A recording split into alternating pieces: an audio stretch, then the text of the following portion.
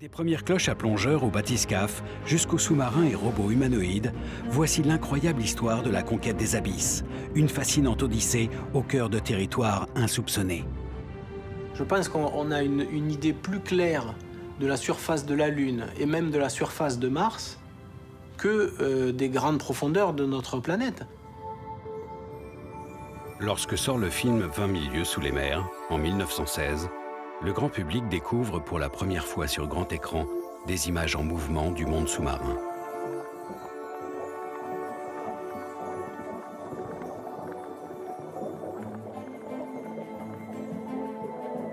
Elles ont été tournées dans les eaux claires des Bahamas, sous la supervision de deux frères, Ernst et George Williamson, grâce à un dispositif appelé photosphère.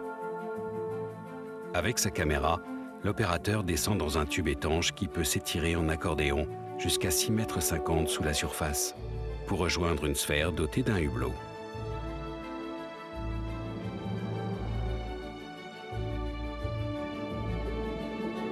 L'effet est saisissant et la vision des scaphandriers du capitaine Nemo combattant des requins-tigres, réalisés sans trucage, fait sensation.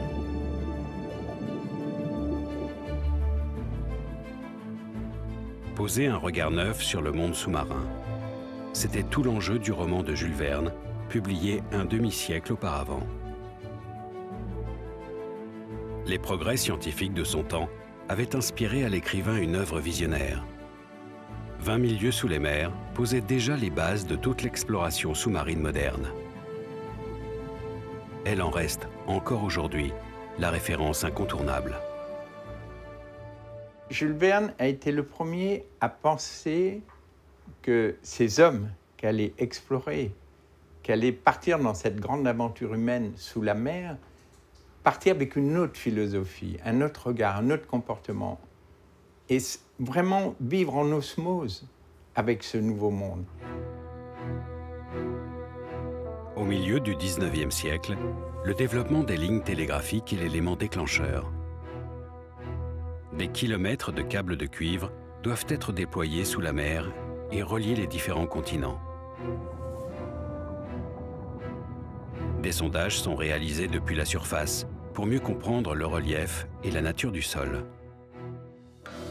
Et la remontée d'un câble endommagé en 1861 permet, après analyse, de révéler la présence d'une vie dans les grandes profondeurs. À peine 10 ans plus tard, l'Écossais Charles Wyville Thomson, de l'Université d'Édimbourg, convainc la Royal Navy de lui confier un vaisseau militaire, le Challenger, et entreprend la première expédition océanographique de l'histoire.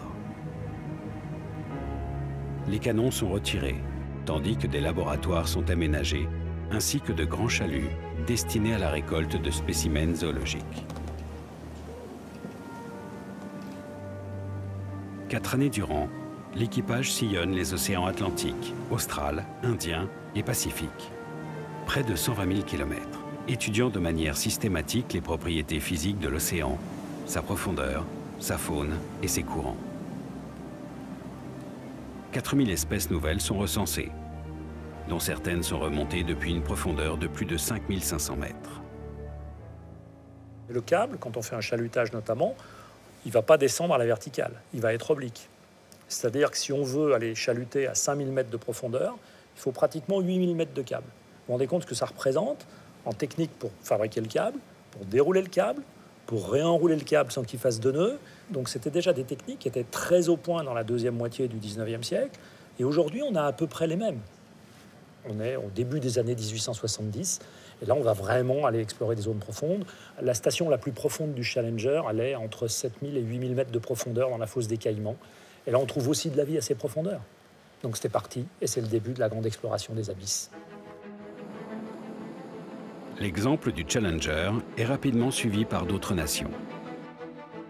En France, sous la direction du zoologiste Alphonse Milne Edwards, le musée d'histoire naturelle initie à son tour entre 1880 et 1883 plusieurs expéditions, en Atlantique et en Méditerranée.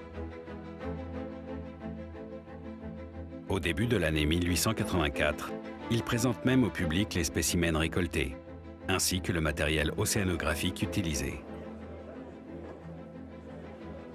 Cette exposition, la première du genre, remporte un très grand succès.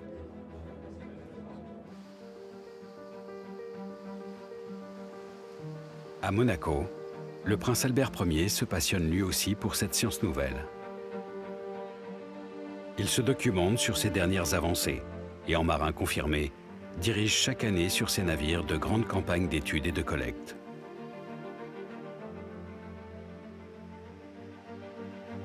Il s'adjoint les talents de nombreux chercheurs, zoologistes, hydrographes, physiologistes, les invitant à poursuivre à son bord leurs différents travaux.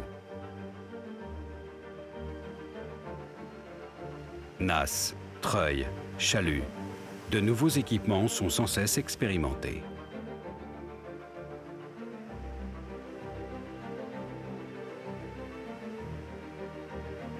Depuis le pont de la seconde princesse Alice, cerfs-volants et ballons-sondes sont même envoyés vers la haute atmosphère afin d'étudier l'influence de l'élément marin sur les phénomènes météorologiques. Le prince Albert Ier était à la fois un aventurier, un meneur d'hommes, un visionnaire, un amoureux des sciences. Et je crois qu'il avait vraiment cette idée que la science était un des grands moteurs de la civilisation. Il a mené quelques 28 expéditions sur différentes mers et sur différents océans, de l'Arctique à la Méditerranée, en passant par l'Atlantique.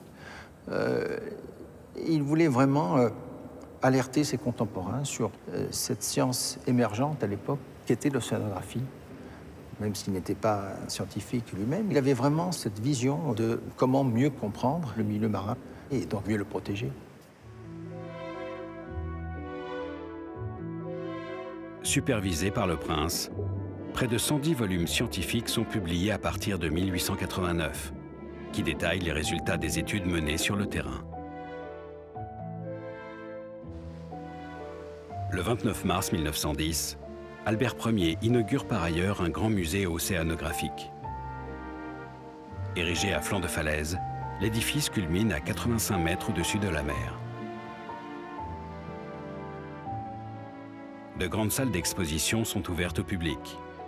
Et le bâtiment comporte aussi de nombreux laboratoires et espaces de travail dédiés à la recherche.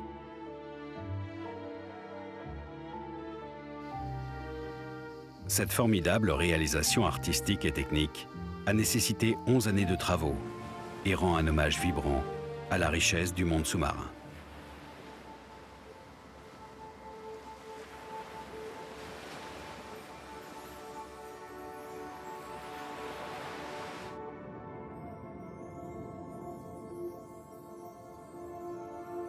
Les grandes campagnes scientifiques, initiées dans la deuxième moitié du XIXe siècle, ont permis de faire évoluer le regard des hommes sur les océans. L'exploration de ceux-ci, toutefois, leur demeurait interdite. S'aventurer sous la surface, depuis toujours, avait enflammé les imaginaires. Trouver les moyens d'y évoluer librement, de pouvoir y respirer et de résister à la pression qui augmente sans cesse avec la profondeur. Dès l'Antiquité, des expériences sont tentées à des fins militaires en utilisant des vessies animales remplies d'air. Au XVe siècle, Léonard de Vinci imagine une combinaison de cuir qu'il laisse cependant à l'état de croquis. Il faut attendre le XVIIIe siècle pour voir réaliser différents prototypes. Un tonneau doté d'un hublot et de 2 manchons pour y glisser ses bras. De premiers scaphandres à casque, traînant derrière eux une réserve d'air comprimé ou alimentés par un tuyau grâce à une équipe de surface.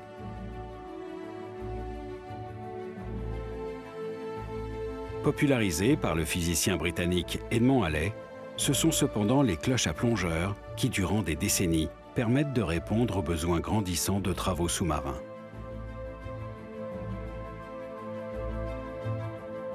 L'objectif à l'époque était de pouvoir travailler au fond de la mer, que ce soit pour récupérer des cargaisons de bateaux coulés, que ce soit pour récupérer des ressources naturelles, éponges, corail ou autres. Et donc, les cloches ont permis ce mouvement d'ascenseur en restant dans une petite bulle d'air qui était emprisonnée en surface pour atteindre le fond. La principale limite était l'extrême lourdeur du dispositif.